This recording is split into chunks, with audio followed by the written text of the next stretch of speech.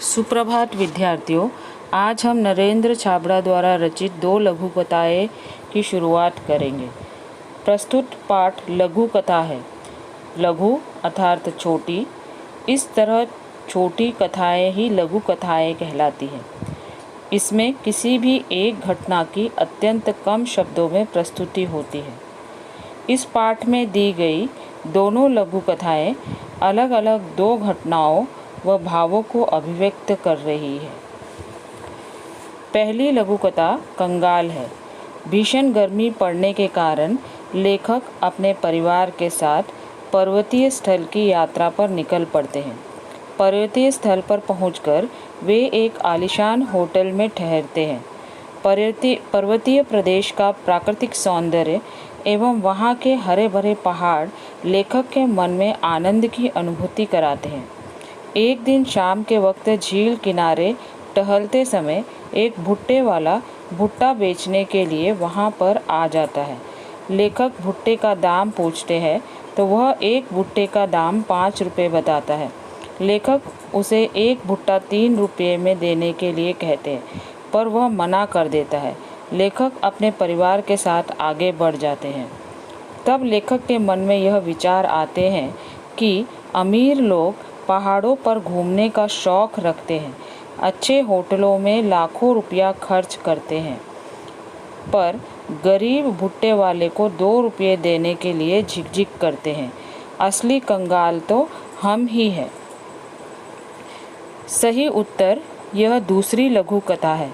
आज कई ऐसे युवक हैं जिनके पास योग्यता होने पर भी नौकरी नहीं मिलती है। लघु कथा में वर्णित युवक भी इसके लिए अपवाद नहीं है। हर जगह भ्रष्टाचार एवं रिश्वत का बोलबाला है, इसलिए उसके पास योग्यता होने पर भी उसे नौकरी नहीं मिलती। उस युवक के पास देश प्रेम व नैतिकता जैसे मानवीय गुण भी है। वह एक जगह पर साक्षात्कार के लिए जाता है। वहाँ पर उपस्थित अधिकारी उसे भ्रष्टाचार एवं रिश्वत के बारे में उसकी राय पूछते हैं। युवक के हृदय में भ्रष्टाचार एवं रिश्वत को लेकर जो आंतरिक पीड़ा थी, उसे वह सहज एवं स्पष्ट शब्दों में व्यक्त करता है। वह प्रश्न के सही उत्तर देता है, क्योंकि उसने स्वयं इस भ्रष्ट सामाजिक व्यवस्था को बारीकी से देखा है। युवक द्वारा सही उत्तर मिलने पर उपस्थित अधिकारी नौकरी के लिए उसका चयन करते हैं। चलिए आज हम कहानी पढ़ते हैं। पहली कहानी पढ़ते हैं। कंगाल। इस वर्ष बड़ी भीषण गर्मी पड़ रही थी। भीषण यानी भयानक। दिन तो अंगारे से तपे रहते ही थे, रातों में भी लू और उमस से चैन नहीं मिलता था। यहाँ पे तपे रहते यानी गर्म होते थे। दिन तो अंगारे से तपे रहते ही थे, रातों में भी लू यानी गर्म हवा, लू और उमस से चैन नहीं मिलता था। उमस यानी हवा न चलने पर होने वाली गर्मी, उसको उमस कहा जाता है। सोचा इस लिजलिजे और घुटन भरे मौसम में से राहत पाने के लिए कुछ दिन पहाड़ों पर बिता आए। लिजलिजे यानी सीलन भरे और राहत यानी आराम। सोचा इस लिजलिजे और घुटन भरे मौसम से राहत पाने के लिए कुछ दिन पहाड़ों पर बिता आए। अगले सप्ताह ही पर्वतीय स्थल की यात्रा पर निकल पड़े। 2-3 दिनों में ही मन में सुकून सा महसूस होने लगा था। सुकून सा यानी शांति सी महसूस होने लगी थी। वहाँ का प्राकृतिक सौंदर्य, हरे भरे पहाड़ गर्व से सीना ताने खड़े।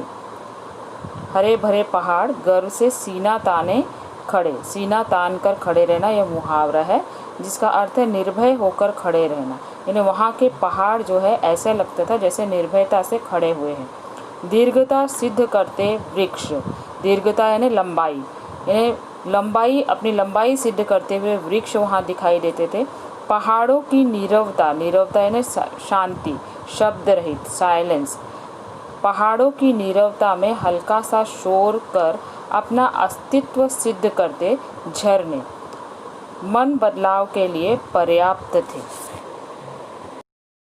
बहुत ज़्यादा गर्मी पड़ रही थी, इसलिए लेखक ने सोचा कि इस गर्मी के मौसम से आराम पाने के लिए कुछ दिन पहाड़ों पर बिता आए। लेखक पर्वतीय स्थल की यात्रा पर निकल पड़े और कुछ ही दिनों में वे सुकून का अनुभव करने लगे। वहाँ का प्राकृतिक सौंदर्य, पहाड़, वृक्ष, झरने देखकर उन्हें गर्मी से राहत मिली।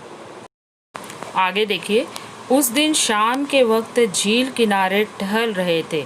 झील यानी जल का स्थिर भाग जो चारों ओर से थल से घिरा हुआ हो, उसको झील कहा जाता है। उस दिन शाम के वक्त झील किनारे टहल रहे थे। एक भुट्टे वाला आया और बोला, साहब भुट्टा लेंगे? गरम गरम भूनकर मसाला लगा कर दूंगा। सहज ही पूछ लिया, कितने का है? 5 रुपये का। क्या 5 रुपये में एक भुट्टा? हमारे शहर में तो 2 रुपये में एक मिलता है, तुम 3 ले लो। नहीं साहब, 5 से कम तो नहीं मिलेगा। तो रहने दो। हम आगे बढ़ गए। वही प्राकृतिक सौंदर्य का आनंद उठाते हुए लेखक ने भुट्टे का दाम पूछा। 5 रुपये में एक भुट्टा कहने पर लेखक ने कहा, हमारे शहर में तो 2 रुपये में मिलता है, तुम 3 ले लो। पर भुट्टे वाले ने मना कर दिया, तो लेखक ने उससे भुट्टा नहीं लिया और आगे बढ़ गए। एकाएक पैर ठिठक गए ने रुक गए और मन में विचार उठा कि हमारे जैसे लोग पहाड़ों पर घूमने का शौक रखते हैं, हजारों रुपये खर्च करते हैं, अच्छे होटलों में रुकते हैं, जो बड़ी दुकानों में बिना दाम पूछे खर्च करते हैं, पर गरीब से 2 रुपये के लिए झिकझिक करते हैं। झिकझिक करना यह मुहावरा है जिसका अर्थ है मोल भाव करना। कितने कंगाल हैं हम। कंगाल यानी गरीब। उल्टे कदम लौटा और 20 रुपये में 4 भुट्टे खरीदकर चल पड़ा अपनी राह। मन अब सुकून अनुभव कर रहा था। आगे जाने पर लेखक ने सोचा कि हम बड़ी दुकानों, मॉल आदि में कोई मोल भाव नहीं करते और इन फेरी वालों से सामान खरीदते हैं तो मोल भाव करते हैं। असल में हम कितने कंगाल हैं। लेखक के मन में यह सोच आते ही लेखक वापस उस भुट्टे वाले के पास जाते हैं और 20 रुपये में 4 भुट्टे खरीद लेते हैं। तब लेखक को सुकून का अनुभव होता है। इस प्रकार इस कहानी के माध्यम से लेखक हमें बताना चाहते हैं कि हमें इस सोच से बचना चाहिए और कमज़ोर, गरीब, असहाय, ईमानदार लोगों की निसंकोच हर संभव सहायता करनी चाहिए। प्रिय विद्यार्थियों, अगली लघु कथा हम अगले वीडियो में पढ़ेंगे। इस वीडियो में पढ़ाई गई लघु कथा के शब्दार्थ और मुहावरे अपनी नोटबुक में लिखिए। धन्यवाद।